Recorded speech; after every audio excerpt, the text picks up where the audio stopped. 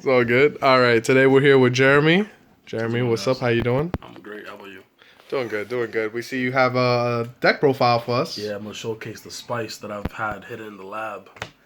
I mean, this is not. This spice. is this is the deck This is what everyone's playing now. This is not the spice. leader. It's a spicy leader, but it's not the spice. Right. So we're playing it with probably one of my favorite cards. I just never made it because I didn't give a fuck about it. Okay. Sorry, stop cursing. So Anyways, you got this leader. We all know what this leader does Yeah. and the awakened side, basically. right? So the spice, I'm playing green yellow. Okay. And Interesting. Playing the Maidens, Universe 2 Maidens. Okay. Rolling with some spice because this is literally just green with yellow to support cold bloodless, obviously. But we're gonna play some spice, and I'm gonna unveil the spice. How many times are you gonna say spice? Yo, spicy spice. Spice. All right, so spice number one. So we're playing clearly the Brienne with her fatter self. There's some. Hold on, let me move it towards you. All right, cool. So yeah, we're playing. Okay, yeah, no, because the light was hitting it. Okay, Playing 4 of the Briennes. right. 4 of the 5-drop Briennes.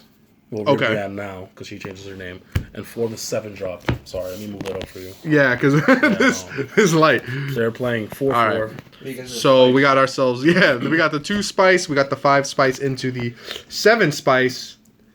Now, do you have anything going past the 7? No, so Okay, this is interesting. for me an optimal number of maidens because you play any less, you don't see them. You play basically any less is not good. You want Right. to see them at all times. They will get charged, but you have to see them at all times. To search out the pieces, if you don't have them, we're playing 3 of the Zarbudo, whatever his name is. Oh, Zabudo. He reveals top 3 at any Universe 2. And we're playing the 4 free blockers for Universe 2. You can play it for free when you have a Universe 2 in your battle area. So it's not leader related, which is kind of great in that aspect. Okay. So let me just, this is just the green stuff for that. We're playing more greens, but I'm going to reveal the second spice. Okay. This is not spicy. This has been done before. It's been done with Shenron. It's been done with this leader back in the day when the game was not so interactive. But here's a spice. Okay, what you got for me? 15 words of spice. U6. So you're running the U6 engine. Push that up. We're playing Gotta love that light. 6 Maidens. You're running the U6 engine. We're playing With the only Maidens. only the Khalifas. We're playing what I think is an optimal number for the U6 Khalifas. I don't think 4 of this is necessary. This is like one of those autos that you resolve if you have enough life to pay to do it. Okay. So this rests energy, and battle cards. This searches out for anything that's U6. And we're playing a few more U6s. We're playing the super combos, Batamos. We're playing the 2 Champas, which can be searched out by this. Okay. So that's kind of what we're playing for yellow. We're not playing anything else for yellow in that aspect. And yours yellow-green, right? Yes. Okay, so what else you have? To accompany this, we're playing 5 counterplays, 3 Vegeta the Cruel. Is for board removal, reduces the hand size. This is a hand size control deck. Of course. So essentially, this removes problematic cards. This rests them, ignore barrier. So is this the only hand control you have? No. Okay. Gonna get to that right now, actually. Awesome. So the essential combo with the deck is you want the 7-drop out as soon as possible. You attack, they ditch 2 cards. Use your leader's ability to ready the card, and then attack again. They drop 4 more cards. So it's 4 cards in total. Depending how you play it out, they could drop more. Right. So we're playing 3 Krillin Adroid 18. Oh. Dual color, draft box. Now, I don't usually see this. So it's pretty stupid for what it can do. It's an arrival for 1 green, which is amazing. You come out, it has 2 abilities. You can either make your opponent discard a card, or you turn off a keyword skill on a battle card presently on your opponent's board. So this can be really good against an annoying blocker, or a card that has double strike. You turn off the double strike, or critical, or anything ridiculous of that. So if they had, let's say, the Gogeta on the field, right? And the one that could EX evolve, the 6 to the 10, right? Yes, you can. So this is a rival. You can do that. Like, let's say they swing with leader first, you could turn off the EX evolve. Well, that'd be different. If it's already on the board, it wouldn't matter. But it has to be a keyword skill. So essentially, isn't keyword red? Is it red for that card? Yeah. Okay, well, I mean, if it's already on the board, it wouldn't matter. Yeah, double strike, triple strike. So, and then the other dual color we're playing is the Broly from the Magnificent Collection. Why did you want to add this card specifically? So, I needed more dual colors, and it has a really decent effect where, if it happens to get played or if it gets put back to active by a skill. Okay. It can either kill an opponent's battle card whose cost equals the opponent's energy or less. You KO it, or you can rest upon opponent's battle card and you draw. Interesting. So you can essentially play it, trigger an effect, attack, use your leader to put it back to active and trigger another effect. So it has like that the application. Right. But the real spice, because clearly this is spicy, but we're playing real spice. Okay. Well, what's the spice of spice? Let's remove some cards. Got a little preview coming, but Oh yeah. we're playing 2 Paragus to sacrifice and 1 Agent of Destruction Rolling. We're doing it big. Why? You can play Paragus, you can KO your 7-drop Maiden, and you play this for instantly free. And you get the draw off it, right? Yes, you do. So you get the draw, and the leader most of the time is at 2 or less life, and it's easy to get to 1. And when you get to 1, it's like, what are they going to stop you with, essentially? They're going to have most likely 6 to 8 cards dropped, and then this comes out and then initially kills off any hope they have to try to defend off the attack. It has double strike, and it has dual attack. This is what I love about this card. When you let me see the Ribrianne. The 7. 7. So you have hand destruction. You have It's a hand destruction. A little bit of hand destruction, a little bit of field control. Hand destruction. And if all 3 of these still don't work, you're saying, oh no. Let's get the record straight. Your hand will be destroyed. Basically. That's it's already wonderful. hard to deal with because the Ribrianne already kind of just an auto triggers even if the attack is negated. Right. So like in some cases I'll play someone. This gets played somehow. You attack, they discard 2 cards, you ready. And that's another thing. It's when this card attacks. Exactly. So even if you negate it, it goes off. So let's say you happen to attack the second time, they Right. drop 2, and you let's say a rival into these 2, they drop 2 more cards. That's 6 cards in a single turn that they drop. And it's nutty if you get it done like that. And if you happen to, and if all else fails and they can't do it, you hard cast, you get rid of this, you draw, and you play this, and then their hand will be gone. So are there any other ways to get rid of this? In the deck, no. Okay, so luckily this doesn't have barrier. Basically. So even if it just like if they find a way, they're just helping you out. Exactly. And the final 3 cards, 2 Time Magic, 1 Cold Bloodless. Cold Bloodless has to be in there because they're playing. I mean, it's Broly. It's a staple. I'm only playing 2 negates because I need so many cards that I have to see, and the deck plays blockers. I have 4 blockers, so I technically have a few cards for interaction to stop it.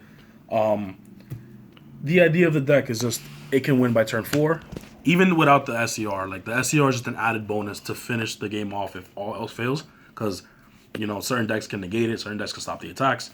If I don't care if the Ribrianne hits, as long as the auto hits, I don't care. I want to kill your hand. Right. That's all the deck exists for. I added the Cauliflas just for more pressure because it's double strike, and 20,000 is a good number to make your opponent drop cards, and essentially you just want to control the hand. Most decks can't really do anything without a hand, so that's why I don't really care if the Ribrianne hits. If it hits, perfect, that's double strike. If the deck could have more critical attackers, that'd be nice, but I can't make that work. But we'll see what happens in set 8. I'm gonna alter the deck up a little bit more. Okay. Maybe play it blue-green at some point with the original Ribrianne leader. What'd you think about blue-green-yellow? Like the Tri-Nemba? I thought about it, but like the space of the deck is super duper tight. Okay. Like I literally only had room for 3 extra cards, and it was really hard to make cuts.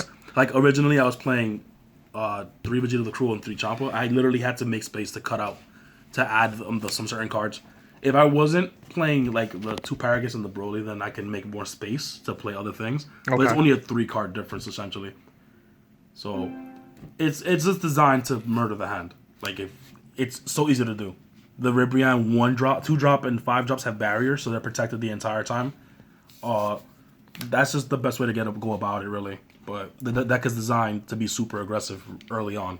Look at this. Mm-hmm. So what I love about this deck, which you hit me with it, obviously there's always going to be trouble when searching, such as if you didn't get into the 1-drop Ribrianne, right? Yeah. Or 2-drop Ribrianne.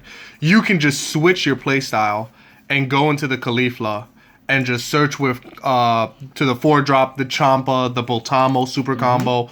So you have choices with this deck. Yeah, so it's it comes down to preference. Like, if you open up more of the Ribrianne stuff, you do that. And if you don't, you play the Cauliflas and you go through there. The deck is designed to put pressure. So, like, the Cauliflas by themselves put pressure. I like the fact that my 1-drops and 2-drops can't be KO'd. Like, this can't be KO'd. The Ribrianne can, but that's barrier. So, you're not going to kill it. I don't attack with it unless I have to. Right. So, my weaker cards literally sit on the board the entire time without getting basically affected by anything. I've had a couple matches with this deck so far. The problems that I do see with it is like against certain decks that can stop my combos, like the Red Broly from set 7. Right. It can stop the Cauliflas. It can stop the super combos. It can stop my arrivals. Because the thing with that deck is like I can combo all I want, but before I even declare another like skill, they get the chance to destroy a combo card. So I can essentially, I essentially lose my arrival timing. Like it's a active battle still technically. Right. So the opponent's Brolys can activate when they choose to activate because the auto goes into pending depending on the card that goes into the combo area.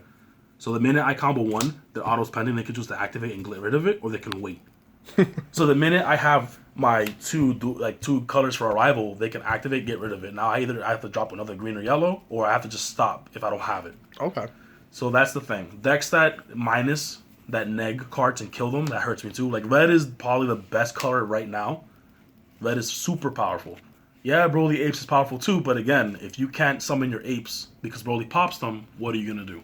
Of course. All your apes and all that nonsense have to be played from the combo area. If they're not the combo area, they're not getting played. So that's why you chose this over the Broly Apes. Basically. And I was playing it, but I didn't want to get the monkeys. But it's super aggressive. Like, the deck can do so much stupid stuff on turn 2, and it's pretty nutty. And I opted for this because it's similar and not as costly. I mean, this is costly, but that's a different story. Like, imagine playing this with the Bardock Apes, and it's like, your deck becomes like triple the value of what it should be for a deck that's kind of cheap. Not right. Really. Yeah. No, these cards are actually pretty easy to get your hands on. Are not expensive anymore. These are not expensive anymore. This will forever be expensive. Well, yeah. But compared to everything else in the deck, it's like chump change. Because the way it looks to me, you don't even like this is just to add like the spice at the end of the day. This is just. But you can still win with the 7. Like you don't depend on this. This is like, oh shit, I can do it. Let's get it done. Right. But the deck literally can sit on these 2 cards the entire game. And the leader can just untap them, and then you do the same thing over and over again. If I were to ever make changes to the deck, like the only card I probably played once was the Broly multicolor. Okay. I don't know where I threw it at, but you know what it looks like. Well, he did advantage. I lied. He's right here. There we go. So this I played once. This is not the easiest card to bring out because I do end up being tapped out for a majority of the game because I'm playing so many cards that do things. It's good for what it does, and its implications are very good. But I think for this deck, it's not as great.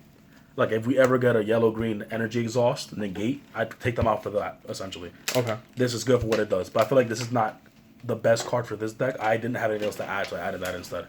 These could be Nimbuses at some point. But again, I'm tapped out.